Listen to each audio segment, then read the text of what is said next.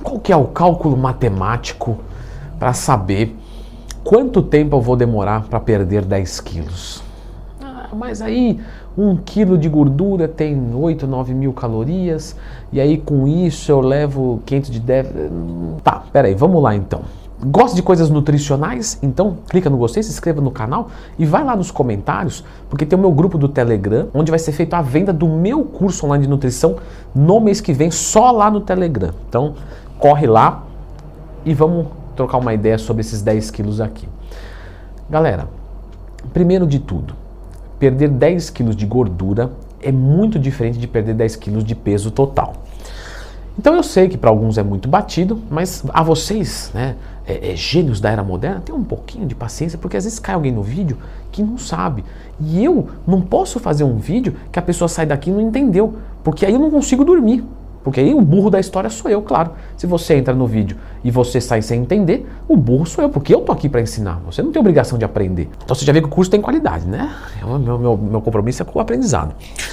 Então, galera, 10 quilos perdidos. Se você perde água, bolo fecal, bolo alimentar, glicogênio, gordura, claro, temos que perder gordura também, é muito diferente de perder 10 quilos de gordura. Vamos trocar uma ideia mais assim, na prática. Entendeu? Comenta de um aluno teu. Aluno X vai e começa lá um treinamento, começa uma dieta.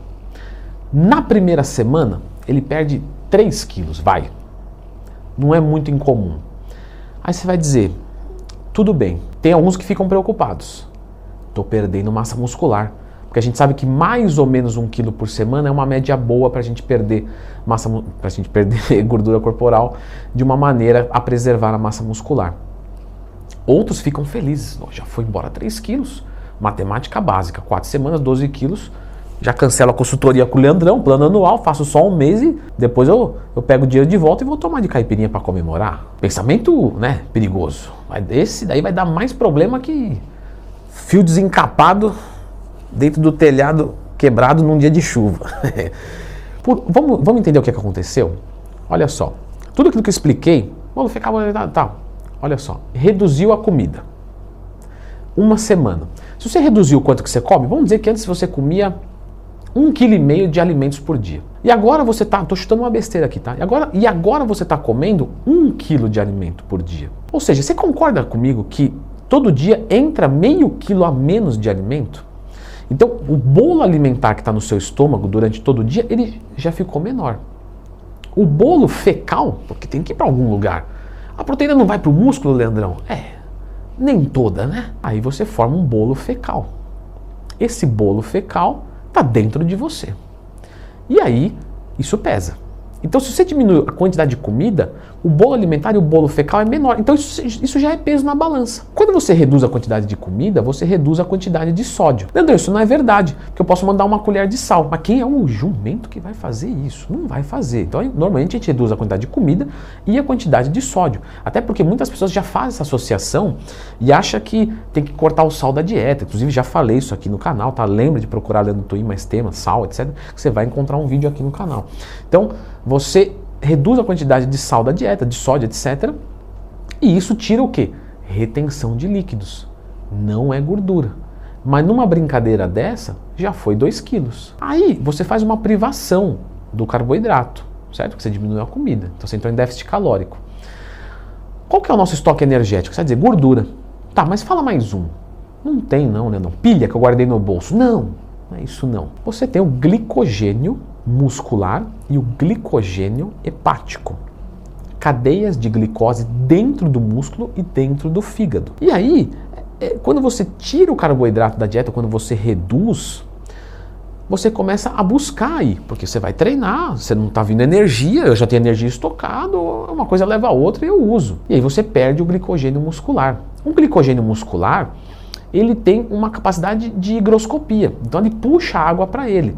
Então quando você diminui o glicogênio, que é a cadeia de glicose que está dentro do músculo, tanto é que quando você faz uma dieta, você sente o músculo mais murcho, você diminui essa quantidade de carboidrato no músculo, isso pesa, isso leva a água embora. Vamos botar mais um pouquinho de peso. No final da semana, você perdeu, sem perder gordura, só por esses processos, às vezes 2 quilos. E aí os 3 que você perdeu, na verdade, de gordura mesmo, uns 800 gramas, mais ou menos. Aí você vai dizer, não é verdade, Leandrão. Eu vou colocar o olhando no Reclame Aqui, porque analisando a bioimpedância, eu perdi massa muscular e ele falou que não ia. Galera, bioimpedância, ela detecta o músculo, certo? Beleza.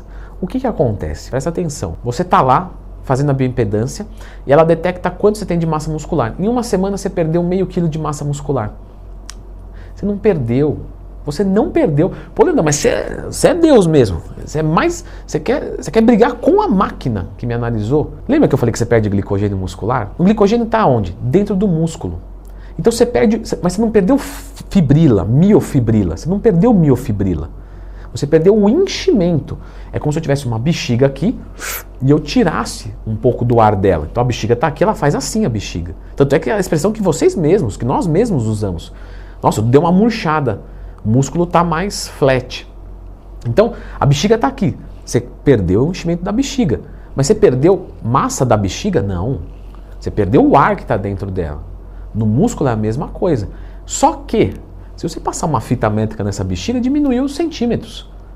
Por quê? Porque a fita métrica está medindo circunferência. É um outro esquema de medida, não tem nada a ver. Mas você não perdeu massa da bexiga, você perdeu o enchimento. De novo no músculo. A bioimpedância, ela não consegue fazer diferenciação do que é miofibrila e do que é o enchimento da miofibrila.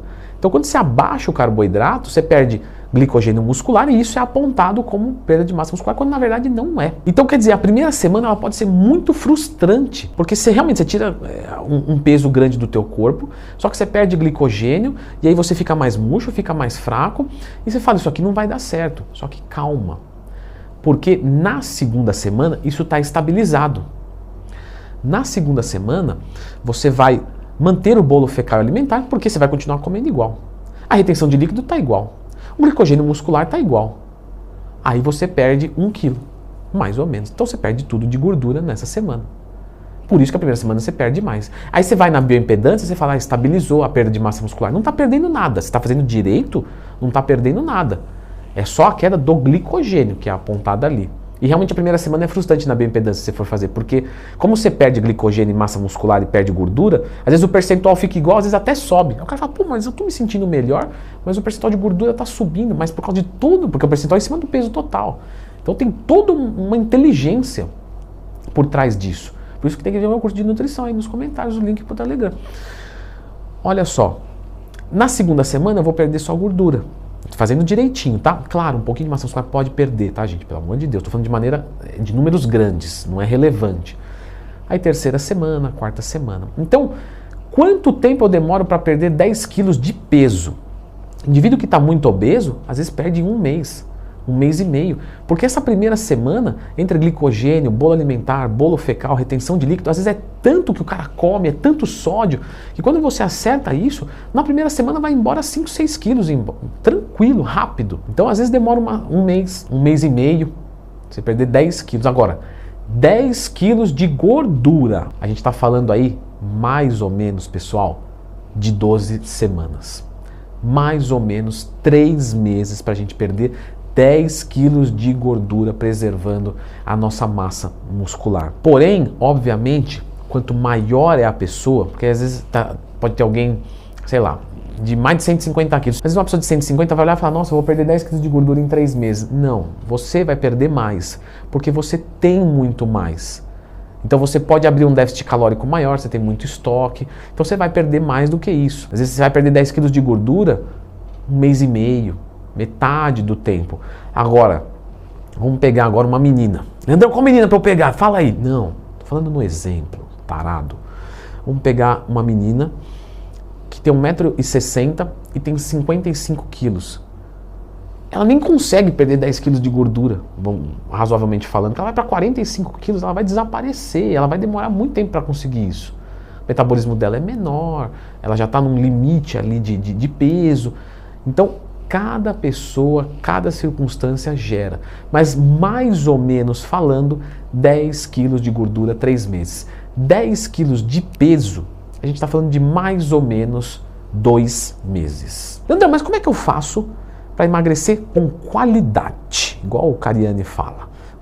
Faça um stories e marca o Cariani aqui porque ele é um cara do bem. Faz um storyzinho e marca aqui, selo Renato Cariani de qualidade. Para você fazer isso certo, eu fiz um vídeo aqui, eu, junto com você, filmando a tela, sabe, fazendo tudo passo a passo, como montar uma dieta de emagrecimento. Eu e você juntos, não ficou nada para trás. E a tabela, onde é que eu baixo? Eu deixei lá de graça para vocês. Então dá uma olhada nesse vídeo aqui.